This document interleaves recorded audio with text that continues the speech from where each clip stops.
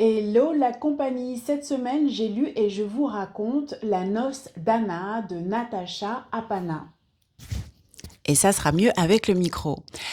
Ce livre, que vous dire? Peut-être commencer en vous lisant l'Inkipit.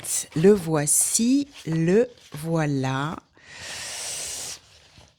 Il faut que je raconte doucement, avec calme, sans me presser, que j'attende que les mots se détachent du fond de moi-même, se promènent un peu, arrivent jusqu'à ma gorge et sortent comme un souffle, une expiration comme une autre. Quelque chose que l'on fait des milliers de fois par jour, une évidence, pour une fois. Ne pas se laisser bousculer, ne pas céder au quotidien. Résister à l'occupation première de nous tous chaque matin. Remplir nos vies, jouer à être Dieu, faire les cons. Une unité de temps, 24 heures, le jour de la noce d'Anna. Anna, c'est la fille de la narratrice.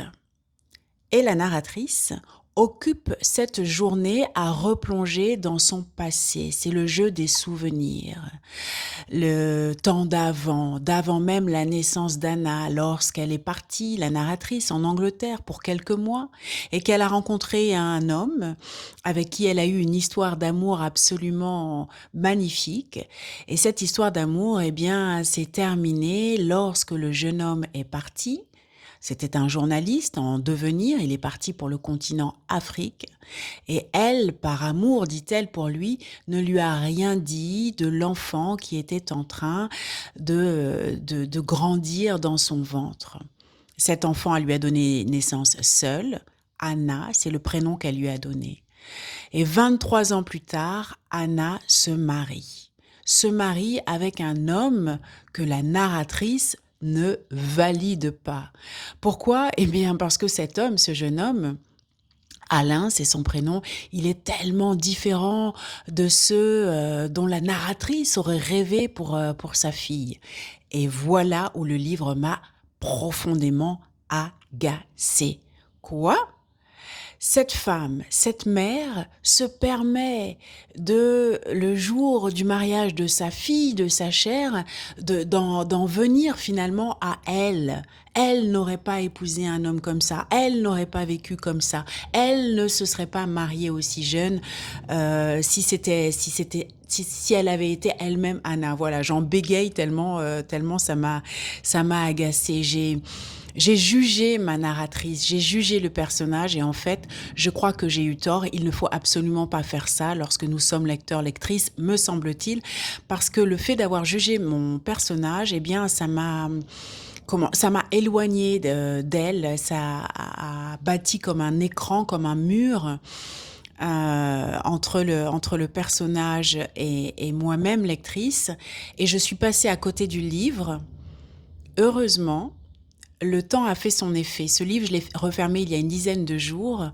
Et en fait, il a continué à résonner à l'intérieur de moi, à mon insu.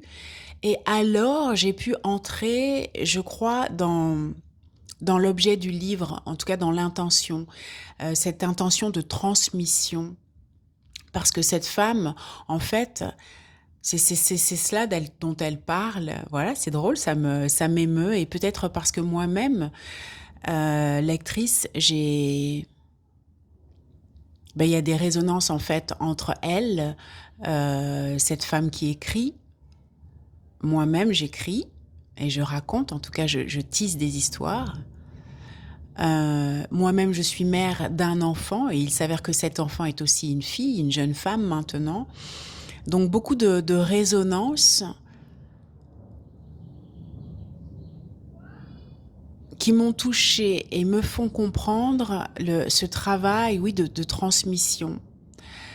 Parler de son métier, parler de ses difficultés à élever un enfant, parler de la question des choix, parler de la question des origines, parler même de la différence physique entre son propre enfant et soi-même. Je comprends que la narratrice, tout comme moi, a un enfant métis. Bref, en vérité, il y a plein de détails, plein de choses extrêmement profonde, pertinente, qui continue de m'habiter et j'aime cette idée. J'aime l'idée qu'un roman ne puisse pas, comment dirais-je, me sembler être flamboyant au moment où je le lis, mais qui continue à avoir des effets, j'allais dire presque comme des effets secondaires, deuxième effet qui se coule, et j'adore ça. Voilà, c'est ce roman-là, il va continuer à m'habiter pendant longtemps. Et surtout, ce qui est important, c'est qu'il me donne envie de lire le reste de l'œuvre de Natacha Apana, qui a écrit une quinzaine de livres depuis qu'elle a commencé à écrire. Plusieurs livres ont été primés, notamment le prix Femina du lycée, prix Goncourt. Voilà, donc une autrice que je viens de découvrir tardivement, trop tardivement, puisque ça fait longtemps qu'elle a commencé à écrire, et une porte ouverte. J'espère que je vous aurai invité à découvrir, donner l'envie de découvrir son œuvre. C'est tout pour moi. Je vous quitte sur cette dernière phrase en vous souhaitant une bonne semaine, en vous souhaitant aussi de lire beaucoup. À bientôt.